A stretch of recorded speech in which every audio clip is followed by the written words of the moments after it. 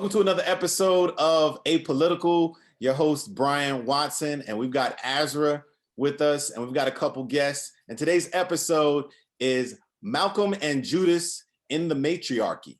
And we're going to talk about Black male identity in relationship to the community, as well as the different power structures that are, in essence, taking place in our community. So we've got Brotha Anthony on the show. Say what's up, Brotha Anthony. And you guys might know Brotha Anthony from Useful Hands. He's out here in the community shaping lives of young Black men every day. And we've got Anthony Haskins here. And Anthony, say what's up to our Apolitical what's up, family. How y'all doing? And we're gonna get the show started. So first things first, when we talk about Black male ego and relationships, and I'd like to frame it to begin with what we saw in the film Malcolm and Marie, but I want us to expand in terms of how it kind of hit us in terms of what we saw, and then what we know about Black male ego, Black male identity, particularly in relationships. Right. So, Brotha Anthony, you want to take that? Yeah, man. First of all, I wanted to speak on the Black male ego just in general, man, because we always hear about how women are emotional, and our women, they're so emotional, they're so sensitive. But, I just want to put that out that the Black male ego is probably more fragile. And the pride is probably a little more fragile. We just kind of show it in a different way. So that's definitely what I saw in both movies. And I saw the positive sign in Judas and the Black Messiah, where his ego was kind of tested, but he let the women lead. He knew that he needed help with his writing, with the speeches, and his women kind of tested him, like, you know what? Yeah, I can kind of tell you wasn't prepared and this and that. But instead of lashing out, he took it as a positive and he let his women lead. And I think that was a great example of him putting his ego in check. Right. As well as Malcolm and Marie. I just want to point out something really clearly so that the audience can get it. The juxtaposition that you're referring to here is the moment in the sister, I can't remember the sister's character's name again, that at some point became his wife. She was explaining to him the poetry in his speaking, right? And how important that was to the movement. Is that what you're referring to? Yeah, in the speech, she kind of pointed out some things in the speech. She felt like he was talking negatively to our Black people who was down for the cause, but he said, all that dashikis and all that, you don't need all that. Right. She was telling him, you know what, you turning some and he was people willing off. To listen, right? Yeah. He was willing to listen to what she had to say.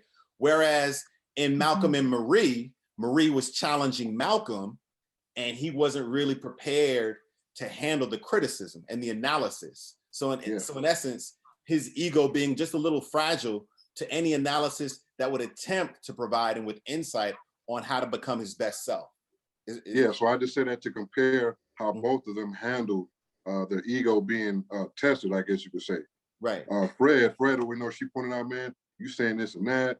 I can tell you're unprepared. You need help with your writing. And he kind of embraced all of the help from the sister and not letting, his ego get the best of him. Rather, the other movie is like the opposite. Right.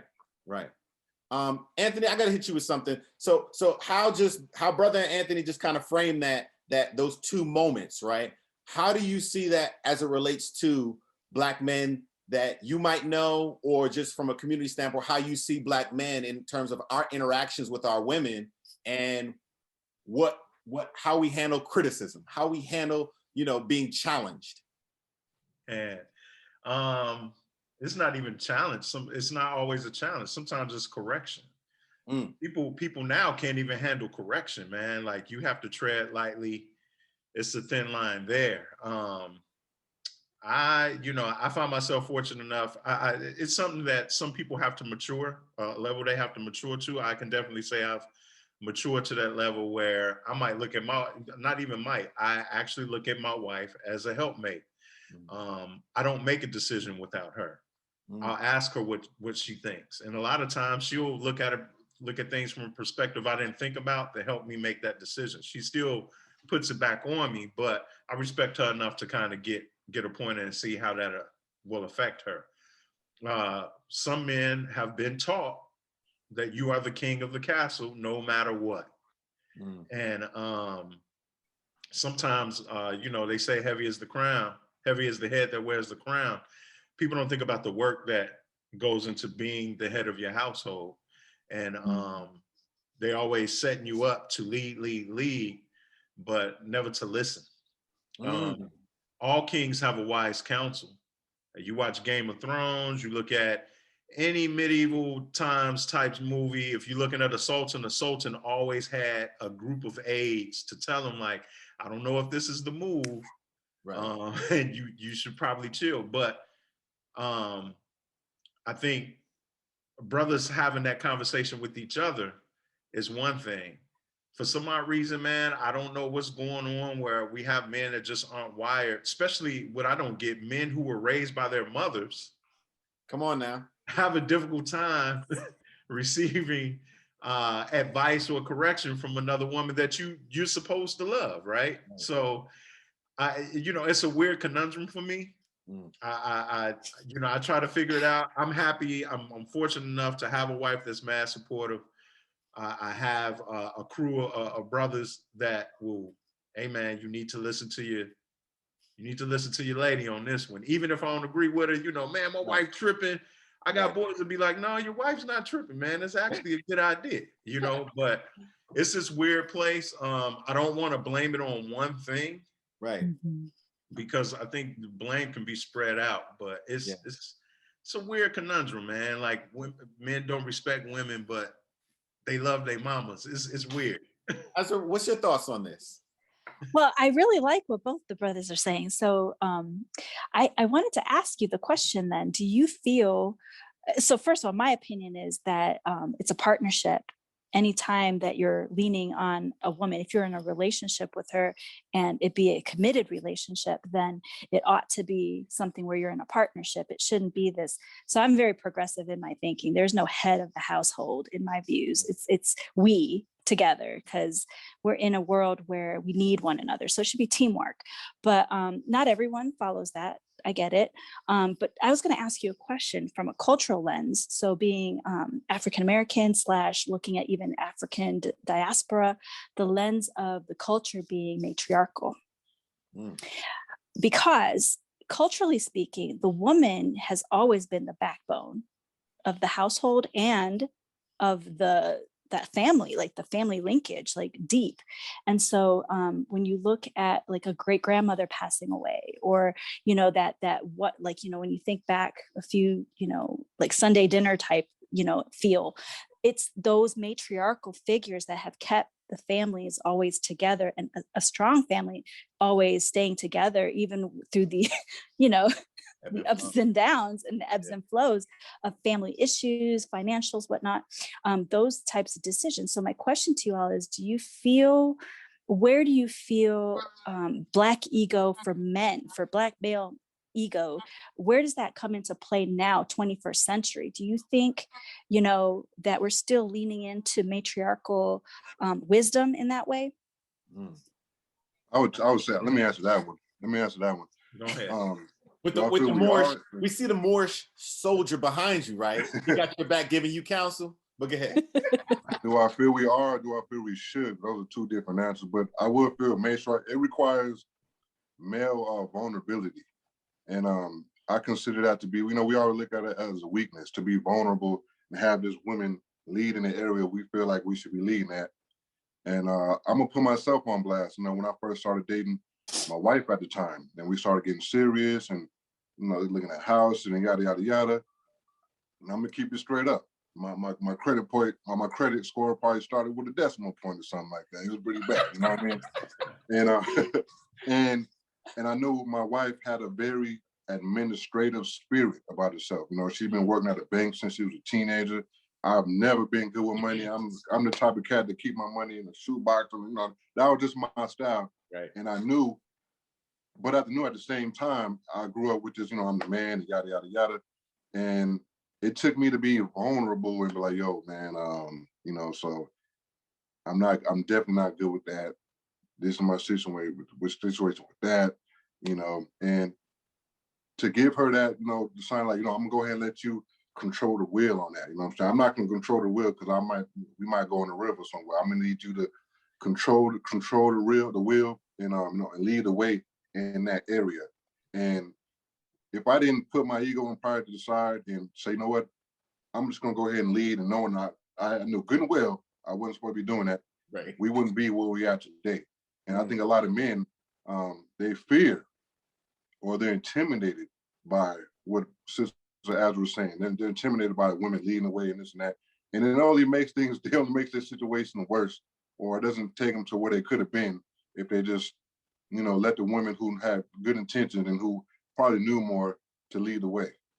So I said nowadays, today, I still don't feel like we are leaning towards it like that. I feel like women are doing it not by accepting, they're just doing it. They're just making it happen. They're taking it. But I don't think it's embraced as it should be. I don't think men today are embracing that role that they can play. I want to lead into what you're saying right now to something that I had, and I think I've had this discussion with you, Azra, at a different time on Apolitical. And that's to say that, I have a theory that a lot of what we're struggling with as a community is our inability to go from a patriarchal society, which is what we've learned in this Eurocentric American values, American norms, is more patriarchal. Yeah. And as a community, as a Black community, we haven't quite figured out how to lean into what essentially plays to our advantage, which is a matriarchal society. We are a matriarchal society. We struggle with it, but we don't realize that there is inherent power in that. Historically, if you look across the diaspora, there have been a great number of women that have been a part of our revolutions, number one, and when it comes to liberation, but number two, have been etched into the fabric of us being able to build empires. And I'm talking about pre-slavery history. So how do we find that again?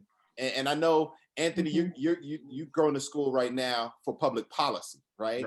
And so from that standpoint, what you're seeing in the political landscape in America, as Black women have kind of taken the lead in shifting and changing how it is that we engage politics, how do you feel that as Black men, we are able to lean more into the matriarchal nature of our African-rooted communities? Right now, in the US, man, Black women are the most educated group in the country right now. Delta Sigma Theta is the largest women's group in the world right now, which happens to be a Black sorority. As was the AKA. You know what I'm saying? And I mean, they're in the White House. I'm just saying. Yeah. See, and there it is. Just saying. I mean, that's what that is. You got an AKA in the White House, right? Right. A lot more sisters are stepping up. I know in my program right now, I'll put it like this. My wife has more education than me. My wife is Dr. Janice Haskins. Wow. I'm working on my master's. Right. But I was supportive of her because I knew this is, in my mind, I'm like, this is a woman I love. This is what she want to do. I know whatever goal she has set for herself, she has set for us. That's how my mind works. Right. I think if Black men say, okay, whatever I can do to help this sister is going to benefit us as a whole.